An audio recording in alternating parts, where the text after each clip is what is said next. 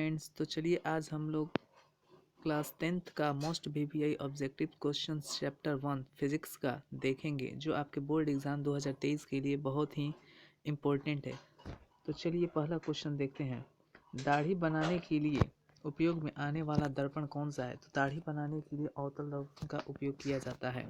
चलिए दूसरा क्वेश्चन, निम्नलिखित में से कौन सा पदार्थ लेंस में प्रयुक्त नहीं किया जा सकता है? तो इसका सही आंसर होगा ऑप्शन डी, मिट्टी। तीसरा क्वेश्चन है, निर्गत किरण तथा अभिलंब के बीच के कोण को क्या कहते हैं?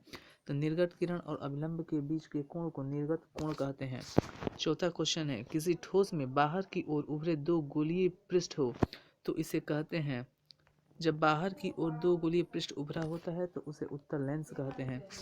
पांचवा क्वेश्चन है, किसी बिंब का अवतल दर्पण द्वारा बना प्रतिबिंब आभासी, सीधा तथा बड़ा बिंब पाया जाता है। वस्तु की स्थिति कहाँ होनी चाहिए? तो वस्तु की स्थिति दर्पण के ध्रुव तथा मुख्य फोकस के बीच में, ऑप्शन डी इसका सही उत्तर है। चलिए छठा क्वेश्चन है, सर्च लाइट परावर्तक सतह होता है तो सर्च लाइट में अवतल दर्पण का उपयोग होता है। सातवां क्वेश्चन, निर्वात में प्रकाश की चाल क्या होती है? तो निर्वात में प्रकाश की चाल 3 × 10⁸ मीटर पर सेकेंड होती है, और यदि हम लोग बात किलोमीटर में करें तो 3 × 10⁵ किलोमीटर पर सेकेंड होता है। चलिए नेक्स्ट क्वेश्चन है, परावर्तन के नियम से संबंधित निर्धारित होता है। तो परावर्तन का नियम क्या कहता है? आपतन कोण बराबर परावर्तन कोण, और आप सभी को पता ही होगा परावर्तन के दो नियम हैं। चलिए इसका सही उत्तर क्या हो जाएगा? Option A. 9 नंबर, हजामत के लिए किस दर्पण का उपयोग होता है? तो हजामत बनाने के लिए अवतल दर्पण का प्रयोग होता है। 10वां क्वेश्चन, प्रकाश की किरणें गमन करती है तो प्रकाश की किरणें कभी भी सीधी रेखा में गमन करती है, तो इसका सही उत्तर हो जाएगा ऑप्शन ए। लेंस में मुख्य फोकस की संख्या कितनी होती है? तो लेंस में मुख्य फोकस की संख्या 2 होती है। चलिए 12वां क्वेश्चन, किसी माध्यम में अपवर्तनांक का मान क्या होता है? तो अपवर्तनांक का मान sin i बटा sin r, जिसको स्नेल का नियम भी कहते हैं। इसका ऑप्शन ई हो जाएगा। चलिए 13वां क्वेश्चन है, प्रकाश के अपवर्तन के कितने नियम हैं? तो प्रकाश के अपवर्तन के 2 नियम हैं। 14 नंबर क्वेश्चन है, वस्तु से छोटे और आभासी प्रतिबिंब इसमें किस दर्पण में प्राप्त होता है? तो वस्तु से छोटा और आभासी प्रतिबिंब किसमें किसमें प्राप्त होता है? तो इसका सही आंसर हो जाएगा ऑप्शन डी, उत्तल लेंस। 15 नंबर, उत्तल दर्पण में किस प्रकार का प्रतिबिंब बनता है? तो उत्तल दर्पण में हमेशा किस प्रकार का प्रतिबिंब बनता है? तो हमेशा छोटा और आभासी प्रतिबिंब बनता है, ऑप्शन बी। 16 नंबर क्वेश्चन है, तो चलिए 16 नंबर क्वेश्चन, समतल दर्पण द्वारा क्या बनते हैं? तो समतल दर्पण द्वारा क्या बनता है? तो हमेशा आभासी प्रतिबिंब बनता है। 17 नंबर क्वेश्चन की ओर आते हैं, वस्तु से छोटा प्रतिबिंब बनता है तो वस्तु से हमेशा छोटा प्रतिबिंब किसमें बनता है? अवतल दर्पण नहीं, हमेशा छोटा उत्तल में बनेगा, लेकिन जब पूछेगा वस्तु से छोटा प्रतिबिंब बनता है तो अवतल में भी बनता है, और उत्तल में भी बनता है, तो ये दोनों में बनता है, तो इसका राइट आंसर हो जाएगा ऑप्शन डी, ए और बी दोनों में। प्रकाश क्या है? तो प्रकाश क्या है? आंखों को प्रभावित करने वाली एक प्रकार की ऊर्जा है। चलिए नेक्स्ट क्वेश्चन, जिस दर्पण में प्रतिबिंब सीधा और आकार में वस्तु के बराबर होता है तो वह दर्पण कौन सा होता है? तो वह दर्पण होता है समतल दर्पण। अगला क्वेश्चन है, एक गोलीय दर्पण की वक्रता त्रिज्या 40 सेंटीमीटर है तो इसकी फोकस दूरी क्या होगी? तो इसकी फोकस दूरी प्लस 20 सेंटीमीटर हो जाएगी। आगे क्वेश्चन 21 नंबर देखते हैं, किसी उत्तल लेंस के सामने 2f और अनंत के बीच कोई बिंब रखा गया है तो इसका प्रतिबिंब बनेगा, तो इसका प्रतिबिंब वास्तविक, उल्टा और वस्तु के छोटा बनेगा। चलिए अगला क्वेश्चन है, मुख्य अक्ष दर्पण के ध्रुव पर क्या होता है? तो हमेशा अभिलंब होता है, ऑप्शन ए सही उत्तर है। कई लेंसों से बने एकल लेंस की उपयोगिता होती है तो किसके लिए होती है? सूक्ष्मदर्शी के लेंस में। चलिए 24 नंबर क्वेश्चन देखते हैं, उत्तल दर्पण में बनने वाली प्रतिबिंब की प्रकृति क्या है? तो उत्तल दर्पण में हमेशा आभासी प्रतिबिंब और छोटा बनता है। 25 नंबर क्वेश्चन की ओर आते हैं, फोकस पर अभिसारित करने वाला किरण पुंज परिवर्तन के बाद समानांतर किरण पुंज किस दर्पण में बदल जाता है? तो अवतल दर्पण और उत्तल दर्पण दोनों, ऑप्शन सी। चलिए नेक्स्ट क्वेश्चन आते हैं, वास्तविक वस्तु का आभासी प्रतिबिंब बनता है, किसमें बनता है? तो वो हो जाएगा समतल दर्पण में। चलिए अगला क्वेश्चन है 27 नंबर। तिल लगा कागज होता है, तिल लगा कागज क्या होता है? तो पारभाषक, यानी उससे आधा दिखाई देता है। Next question 28 number. एक अवतल दर्पण में वस्तु की स्थिति ध्रुव और फोकस के बीच है तो इसका प्रतिबिंब काल्पनिक और बड़ा होगा। ऑप्शन डी इसका सही उत्तर है। चलिए 29 नंबर देखते हैं। डायोप्टर उस लेंस की क्षमता होती है जिसकी फोकस दूरी 1 मीटर होती है। सही है। चलिए नेक्स्ट क्वेश्चन की ओर आते हैं।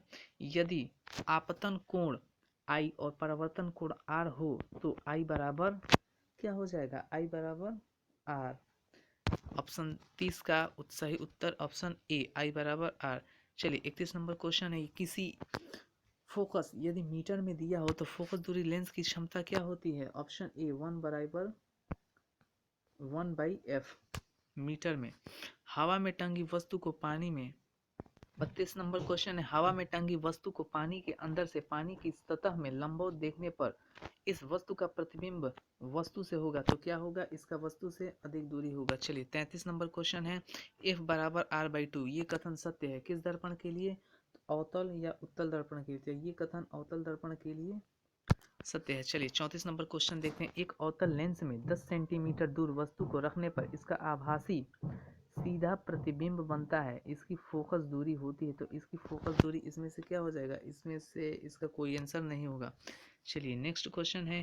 किसी बिंब का वास्तविक तथा समान साइज का प्रतिबिंब प्राप्त करने के लिए बिंब को उत्तल, यहाँ पे दर्पण गलत दे दिया, उत्तल लेंस के सामने रखना होगा तो कहाँ पे रखना होगा? 2f पर रखना होगा। इसका उत्तर हो जाएगा ऑप्शन सी। चलिए 36 नंबर क्वेश्चन। मोटर गाड़ी का पार्श्व दर्पण होता है। जो मोटर गाड़ी को पीछे देखने में लगा दर्पण कौन सा होता है? तो वो उत्तल दर्पण होता है। ऑप्शन इसका डी हो जाएगा। 37 नंबर है। हीरा का अपवर्तनांक, तो आप सभी को पता होगा सबसे अधिक अपवर्तनांक हीरा का होता है और हीरा का अपवर्तनांक कितना होता है? 2.42। चलिए अल्कोहल का अपवर्तनांक कितना होता है? चलिए बताइए कमेंट में, अल्कोहल का अपवर्तनांक कितना होता है? तो अल्कोहल का अपवर्तनांक 1.36 होता है। चलिए 39 नंबर क्वेश्चन देखते हैं। एक अवतल दर्पण में ध्रुव और फोकस के बीच रखी वस्तु का प्रतिबिंब बनता है तो प्रतिबिंब कैसा बनेगा? बड़ा बनेगा और आभासी बनेगा। चलिए नेक्स्ट क्वेश्चन की ओर आते हैं। द्विउत्तल लेंस को कहते हैं, द्विउत्तल लेंस को क्या कहते हैं? अपसारी लेंस। इसका सही उत्तर ऑप्शन ए होगा। चलिए 41 नंबर क्वेश्चन है। सिनेमा के पर्दों पर किस प्रकार का प्रतिबिंब बनता है? तो सिनेमा के पर्दों पर हमेशा वास्तविक प्रतिबिंब बनता है तो इसका ऑप्शन ए सही उत्तर है। चलिए 42 नंबर क्वेश्चन देखते हैं। उत्तल लेंस की क्षमता होती है तो उत्तल लेंस की क्षमता क्या होती है? हमेशा धनात्मक होती है और अवतल लेंस की क्षमता ऋणात्मक होती है। चलिए नेक्स्ट क्वेश्चन है। I = R नहीं लागू होता है तो I = R ये अवतल दर्पण, उत्तल दर्पण और समतल दर्पण तीनों पर लागू होता है, लेकिन ये तीनों पर लागू होता है तो इसका उत्तर क्या हो जाएगा? Option D. चलिए अगला क्वेश्चन है। किसी गोलीय दर्पण तथा किसी पतले गोलीय लेंस दोनों की फोकस दूरी -15 सेंटीमीटर है तो दर्पण तथा लेंस संभवतः है, दर्पण और लेंस क्या होगा? दोनों अवतल ही होगा। इसका राइट आंसर ऑप्शन ए।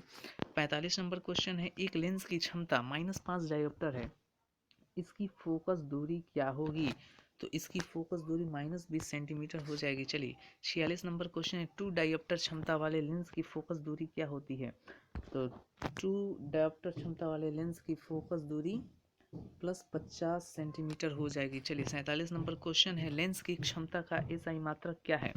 तो ये आप लोग सभी जानते होंगे, लेंस की क्षमता का SI मात्रक क्या होता है? डायोप्टर। चलिए 48 नंबर क्वेश्चन है। समान फोकस दूरी के उत्तल लेंस और अवतल लेंस सटाकर रखे गए हैं, यह युग्म काम करेगा। यह युग्म किस तरह काम करेगा? तो कांच की आयताकार झिल्ली की प्रिज्म, कांच की आयताकार झिल्ली की सतह कहाँ है? तो ऑप्शन सी इसका सही उत्तर। 49 नंबर है। उत्तल लेंस द्वारा तब काल्पनिक प्रतिबिंब बनता है जब बिंब रहती है। 49 नंबर क्या कह रहा है? उत्तल लेंस द्वारा तब काल्पनिक प्रतिबिंब बनता है जब बिंब रहती है कहाँ? फोकसांतर के अंदर। इसका सही आंसर क्या होगा? Option C. चलिए 50 नंबर क्वेश्चन है। उत्तल लेंस में जब बिंब फोकस एवं लेंस के बीच में रखी जाती है तब प्रतिबिंब बनता है। तब प्रतिबिंब कहाँ बनता है? कैसा बनता है? काल्पनिक और सीधा। चलिए